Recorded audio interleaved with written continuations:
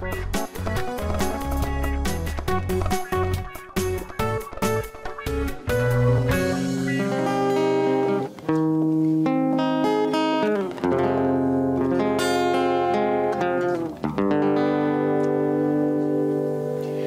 bank in het park, dat is het thuis.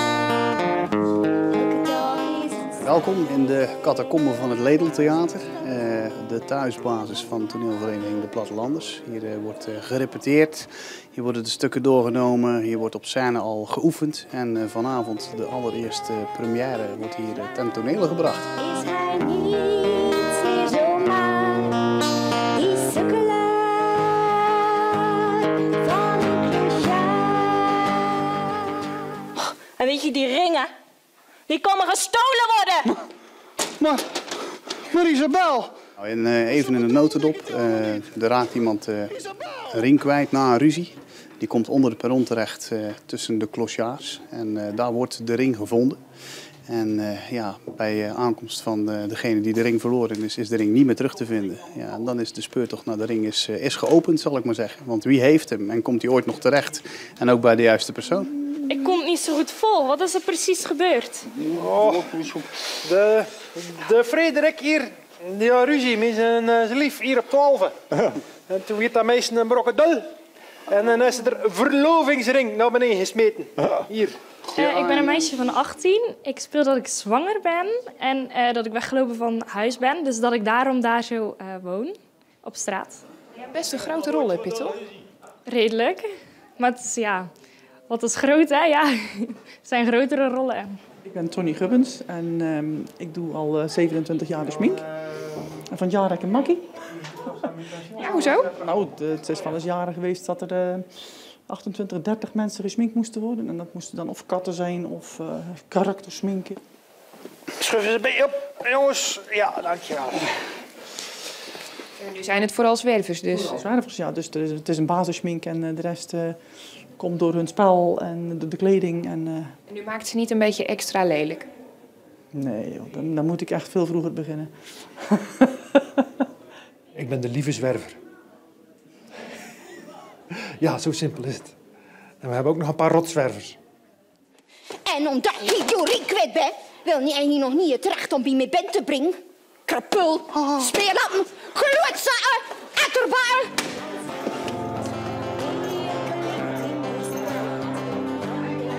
Ja, ik kom ieder jaar. Ik ben wel een trouwe bezoeker. Hoe lang al? Nou, ik heb ook zelf wel eens meegespeeld. Dus vandaar ook nog wel natuurlijk de belangstelling. Maar ja,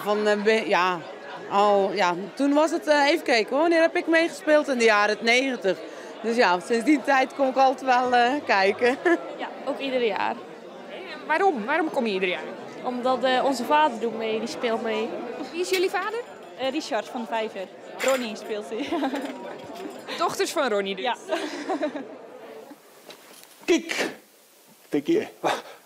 Je hebt hem gevonden. Maar nee, dat is hem niet. Dat is er geen jankje bij de kermis geschoten, nee. Vorig jaar en het jaar daarvoor vond ik het ietsje minder. Dat ik zoiets had van ja, maar ik vind het sowieso altijd gezellig. Maar nu vind ik het echt weer als vanouds. Ik vind het echt een heel leuk stuk. Ik ben een van de eerste plattelanders. Ik speel al mee vanaf 1976. En nu niet? Nee, het is het eerste jaar dat ik niet meedoe. Wat doe je hier? Dit is braakliggend terrein. Ik heb evenveel recht om hier te komen als jullie. Hola, madame had hier nog een beetje de dekken naar kutang ook. Het geheim is dat ze zo dicht mogelijk bij zichzelf blijven. De plattelanders brengen eigenlijk elk jaar een ander soort stuk. Verschillende variatie van kluchten tot drama, tot historie. En ook nog deels nog steeds in het eigen dialect. En dat is eigenlijk ook wel de kracht die ze hebben. En dat merk je ook aan de mensen hier in de zaal. Die komen daar echt wel voor. Oh. Oeh, Suzie? Gaat het? Gaat het? Suzie, kom. Water. Een doekje met water, kom. Water. Asiel, water. Ik heb het zoveel jaar gedaan. Ik zeg, nu is het voor een ander. Dus, ja. Doet het pijn? Ja. Tot zeker als ze zo'n stuk op dit moment neerzetten. Het is, ik vind het fantastisch op dit moment. Ja, dat is, Je bent wel trots op ze? Ja, zeker. Er zijn oud-collega's. Dus.